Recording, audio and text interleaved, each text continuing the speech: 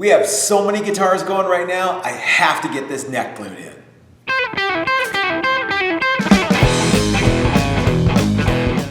Hey everybody, this is Matt and we're at Texas Toast Guitars. Thanks for watching. Today I'm all alone in the wood shop. We just got done with a class and so I thought, well, why don't I come in and work on a bunch of projects. So I am going to be doing the final installment of this Challenger build that I am doing. In all future videos about this guitar, Chris is going to be the main attraction because it's going to be paint stuff and assembly stuff and buffing stuff and not necessarily in that order stuff.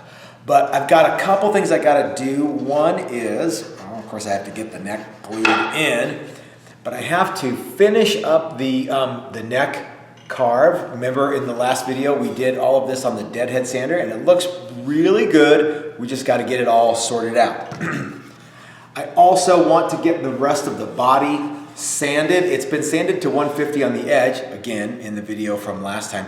But you know, like the top needs to go down to 150, back to 150, everything else like that, because it's much easier to do this kind of thing when the neck isn't attached to the body. So we're going to sand the neck and the body to 150, 220, somewhere in that neighborhood. And then we're going to glue the neck in. And then we're basically going to go, here you go, Chris. And he's going to finish up the rest of it. So that's good for me because I've got a bunch of other Challengers that need to get made. So got to get on it, right? The first thing we're going to do, I think we should do is go ahead and sand this to 150 using the palm sander and you know, get everything, maple top and everything, get it looking good. Hell, maybe we'll even go to 220. So this is going to be a wildly boring video. Y'all get to watch me sand. All right. So the other thing we're going to do is we're going to sort out the volute area here and the heel area and get everything looking good and get the neck sanded also to 150, 220. I haven't decided yet. But again, more watching me sand, although in this case, you're going to get to also watch me use the rasp. So, I don't know who's going to watch this, but let's jump right in. All right, so I got my body and I've got some sanding discs here. Let's see, I've got 120, 220, 80, and 150. So we're going to position these here. 150. We're going to jump around. I've got some 100 discs. But I don't feel like using those. I think it's okay to jump from 80 to 120. All right, so I've got my DeWalt sander here. No one has asked, but when it comes to vacuum setups, we use just a length of this. This is dishwasher drain hose, and it plugs right into a regular palm sander, actually really well. And I'm not going to say it's as good as a Festool in terms of dust collection, but it's pretty dang good. So I got my shop vac going and got my 80 grit. We're going to start on the maple side, then we'll switch over to the mahogany side. I am not going to touch the sides, the edge of the guitar until I get to 150 because it's already been done on the spindle sander. Right? All right, I'm going to have to come up with some good music or something to play during this. This is going to be boring as hell.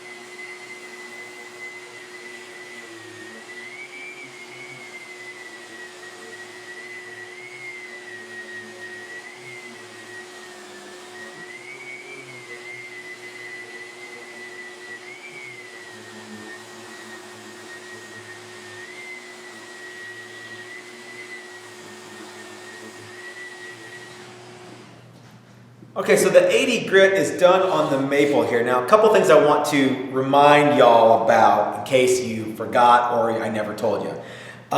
When you're using this sander, I like to start with the sander on the guitar rather than up here and then put it on the guitar.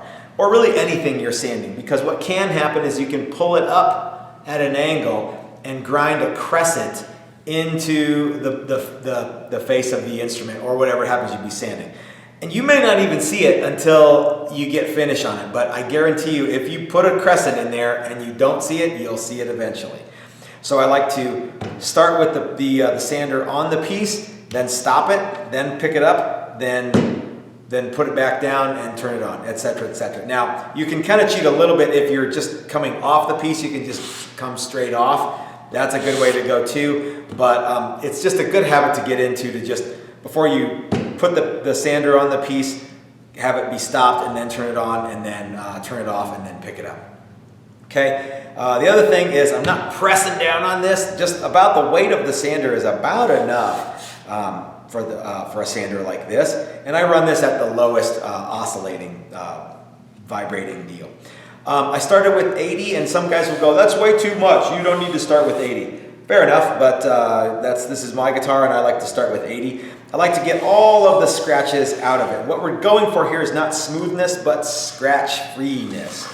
So what you can do, you can actually take a pencil and kind of go around here to make sure you get everything. Areas like this, and this are always usually loaded with scratches, so because they're easy to miss. So, all right, let's do the back, and we're going to go through all the grits here, and we're going to get everything. And remember, the better job you do with 80, the less you have to do with 120, and the better job you do with 120, the less you have to do with 150, and so on and so on and so on. Okay?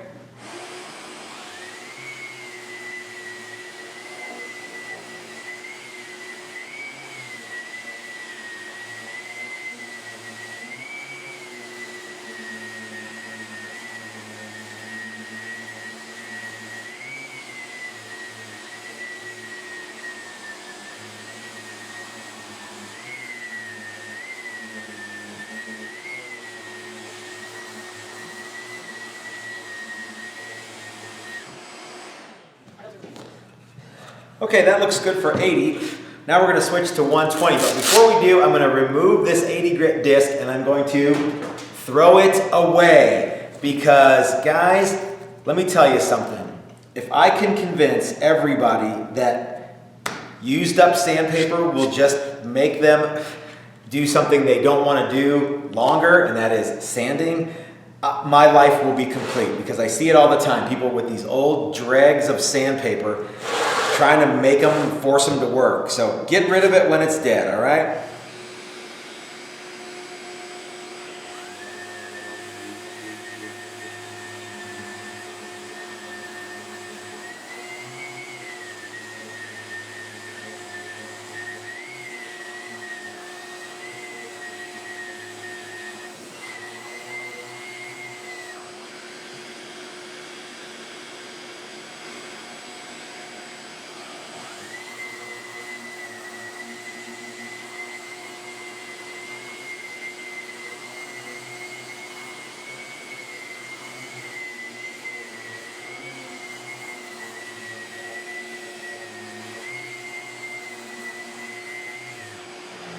All right, so the 120 looks pretty good. And remember, we're going to toss that. You might have seen that in the last stage, I marked up the top and I just kind of put some pencil lines on it. Don't use a pen, obviously. But the whole idea here is to just remind me that there are some places that I got. Now, I'm doing this for the purposes of this video. I don't do this every time, but guys, if you notice that you're when you're sanding, you've got a bunch of patches and places that you miss all the time, you might want to give this technique a try.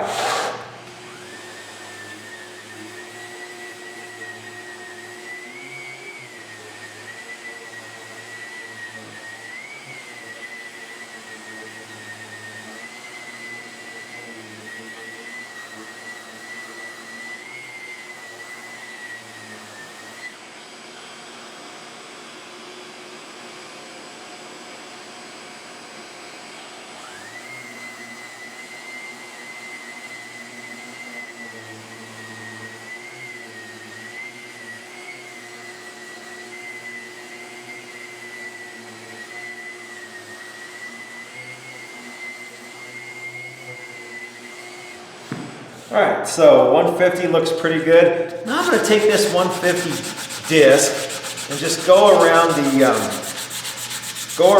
edge, which we didn't get with the spindle sander, of course, because we did the round over after we used the spindle sander. Plus, you can't exactly do a round over on the spindle sander. I mean, I'm sure you can come up with some way, but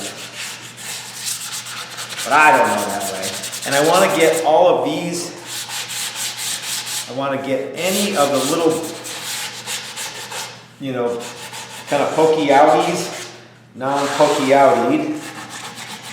And I want to do this before I do 220 because I want to remove all my 150 scratches with 220. Okay, looks pretty decent. You can see here there's a bunch of little fuzzies that were in the wood when we put the round over on. Because this is soft maple, this isn't super, like, this isn't rock maple, this is soft maple. And that does not mean that you'll be able to play soft rock with this guitar. I mean, you could, but yeah. You're not only going to be able to play soft rock with it. This is the part of the video where Chris says, "Hey Matt, let me throw a soft rock at you." Maybe he'll do that in the comment section when we premiere this video. I bet he already has. I'm not worried about using a foam pad or anything because I'm using a disc from a sander, and it's got a little bit of backing to it. One, it's 2 pieces of sandpaper, and B, it's got that kind of fuzzy stuff on it that sticks to the Velcro.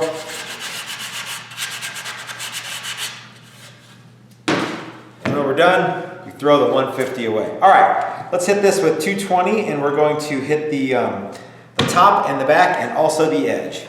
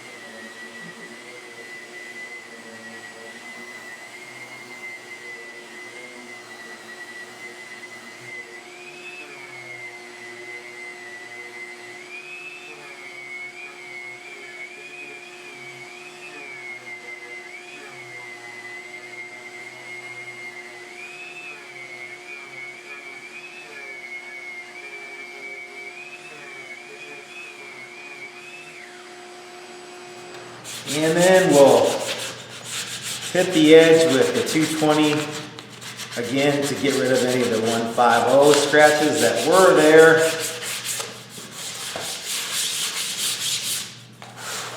And we'll be done. Remember when I said that you do a good job with all the other grits, these lighter ones don't take very long. Well, it's true. That's another reason why you don't want to skip grits. So you guys can see, probably, how much easier this is to do with, without the neck glued in.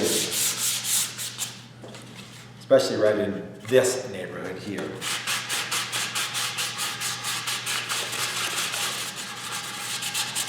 All right, that's pretty good for now. Now let's take a look at the neck and get it ready to go to. Okay, so now we're going to work on the neck. Now, unfortunately, we don't use the oscillating sander for the neck. It's all done by hand. Fortunately, it isn't that big. And it's mahogany, so it sands really easily. A couple of things that we have to watch out for, though. We don't want to decrease the size of the heel because it fits almost exactly perfectly right now. That is to say, it's tight, but not too tight. And when we add glue, it's going to be perfect. But we do want to get all the scratches out of it, and we want to clean up some of this area too. So I've got my neck holding thing here. Oh, another thing we don't want to do is change the dimension of the heel, because that's going to change our neck pocket as well. So the first thing we have to do is we're going to tidy up this volute area and just kind of make it look the same on both sides. People ask me, well, how do I do this? And I always say, you know what a neck feels like, and they think I'm being a jerk. And while I get that, the fact of the matter is that it's your neck, and you can make it however you want. But you also know what a neck feels like and should feel like. So if you give up too early, you won't be pleased. This transition here really needs to be nice and smooth, where the neck stops being the neck and starts being the headstock. That's an area where I like to have y'all pay close attention to, even though it's your neck. If you come to one of my workshops and you ask me, I say make that transition better. Oftentimes. It doesn't matter if you're doing a set neck or a bolt-on neck. And just kind of, you can feel the neck and feel that it feels the same on both sides. I'm going to get some of this 80 grit paper. And we don't need, oh, actually this is 60. That's perfect, because I want to do some material removing in this neighborhood here. And like I said, it's mahogany, so it's going to go fast.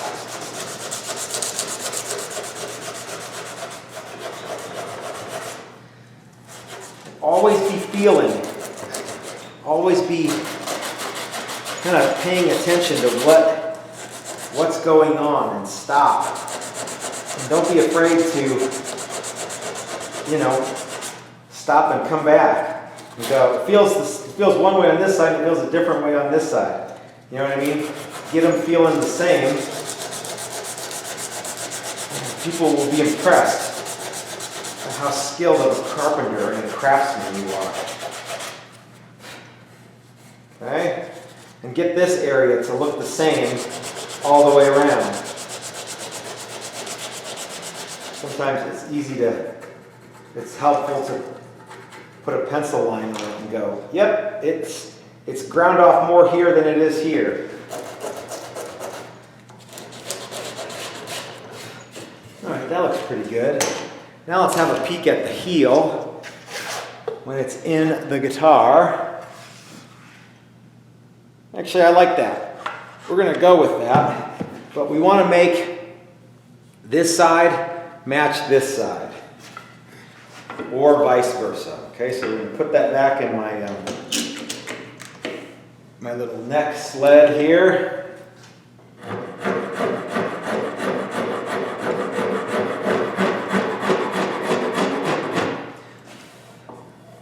Okay, and then same deal. We use this 60 grit to get rid of the rasp marks.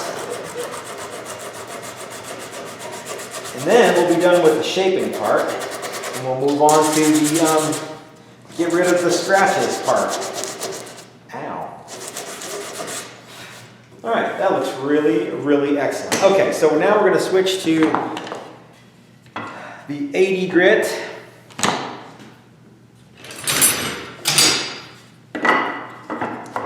We're going to do the headstock first. Actually, we don't have any 80 grit right here, right now. So we're going to see what we can do with 120. All right, I got a block. I got my 120. And I'm going to work this space. I'm going to get the sides of the headstock a little bit. I can't exactly get this one, but don't worry. when I flip the neck over, I'll be able to get it.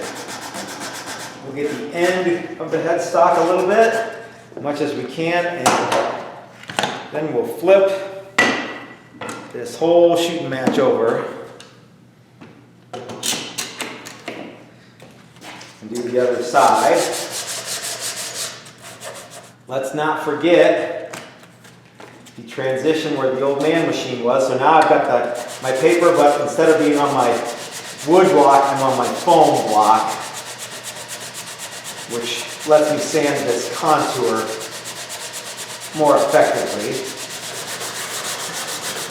Get the heel, get the sides just a little bit. Remember, we don't want to alter them too much because they're almost perfect the way they are. Working the transition from neck to heel. Paying really close attention to where our rasp and 60 grit scratches were, / maybe still are. Always be checking, you guys. Make sure you're not boogering up all the work that you did up to this point. You know what I mean? Because all we're doing is getting rid of scratches. It would be a shame to wreck the neck. Okay? So now, we can just sort of start to sand the profile, the back part of the neck, with a foam pad. And in this case, we're using 120. Getting rid of all the scratches. Feeling to make sure we don't have any, flat spots where we transition from fretboard edge to neck, because this will not be a D shape, this will be a C shape. All right, that looks pretty good. Now, we'll do the exact same thing with 150 and 220. I keep looking at the camera because I want to see what you guys are seeing. So I kind of just get into, into going mode. I don't have a camera guy today. All right, just a little bit on the back, a little bit on the sides. Headstock face, some of these edges. Back of the headstock, switch to the foam pad. Okay, and then we'll clean up the profile. Check to see how everything looks. Look at our headstock here. And I tell y'all, sanding a mahogany neck is way more fun than sanding a maple neck. That looks pretty good.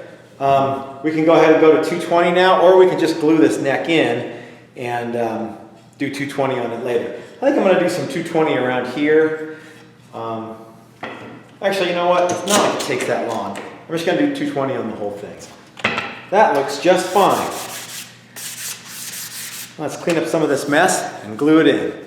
All right, so the next thing and the last thing we're going to do in this video is we're going to glue the neck in. And what we're going to do is we're going to take some of this regular old Titebond and we're going to put, this guy's not wanting to come out super fast. We're going to put about a $50 size blob of glue in the neck. For those of you who have no idea what I'm talking about when I say $50, a little more than a quarter. We can always put more on. Okay, and then we're going to smear it around in here. Okay, we want to get glue up on the edge because that's a cool place to have glue, right? Okay, I'll get that up there. Get some glue on the back here. And that looks pretty good. Okay, now we're going to ease the neck down into there. I'm going to put a clamping caul. Whoops, you guys can't see what I'm doing. Hold on, I can't exactly stop just yet to show you because there's glue dry in here. Okay, hold on, move the camera. Okay, so I got one clamp where I need it, But I've got a bunch of glue oozing out here. I want to clean a bunch of that up. So I've got my machinist scale and a towel. Dang it, my camera angle's wrong again. How can it be so wrong? Okay, so as I was saying, I want to get a bunch of this glue off while it's still liquid, because as many of you know, removing glue that is liquid is considerably easier than removing glue that is solid. Okay? All right, that looks pretty good. Now I'm going to get another clamp that can go through the pickup route without actually touching anything else, and I'm going to tighten it down on my tenon. All right, that looks pretty good. There's probably a bunch, no new glue squeezing out. I'm going to pull this clamp, and I'm going to do something that is very controversial, and that is I'm going to use water to clean up the excess glue here.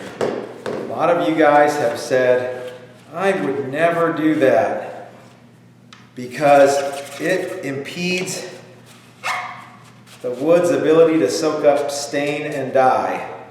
To which I would say, rock on for you. I don't use stain and dye on the bodies. Not the raw wood anyway. Okay? Plus, I don't like to clean up solid glue, as we have already discussed. Okay, so now I'm going to put this clamp back in place. Come on now. There we go. I'm going to pull this clamp and clean up any glue that's around the tenon that I can get to, because that's not a bad idea, right? There's just a little bitty bit in here, and that's not going to hurt anything, but I'm here, you're here. Why don't we just clean it up now? We'll dry off any glue water, and then we'll put our clamp back, and we'll let this guy sit as long as it needs to. I'm almost done for the day, so I'm just going to let it sit overnight. Not because it needs to sit overnight, but because I don't need to be here anymore today, and I can come back tomorrow and unclamp it and finish up the video. Okay.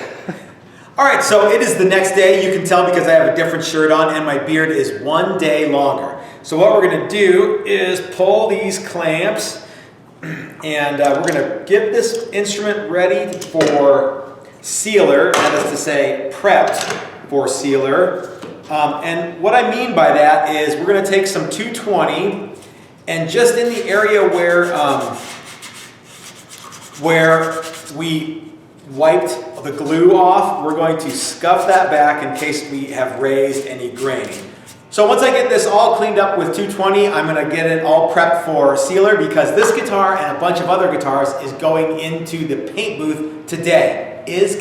Are going into the paint booth today. And however, that is a topic and a video for next time, unless people stop watching these videos after this one, because this one was so wildly, unbelievably boring. So I'm going to get this all sorted out, and we'll see you guys at the for the sealer portion of the video next time. But until then, if you like this video, give me the thumbs up. If you haven't clicked that subscribe button, please hit the subscribe button now. If you appreciate content like this, you might want to go over to our Patreon page and consider becoming a member. Or if you don't like Patreon for some reason, you might want to stay on YouTube and click the join button and support our channel that way. Even $1 a month goes a long way to helping us bring you guys cool stuff like this. But if you can't do that, we totally understand. This is like PBS except with beer. And but you can keep watching the videos free of charge, but share the videos, like the videos, help us grow the channel that way if you don't mind. So until next time, this is Matt at Texas Toast reminding you that if you're so smart, start your own YouTube channel. That's what I did. We'll see you guys next time. Thanks for watching, y'all.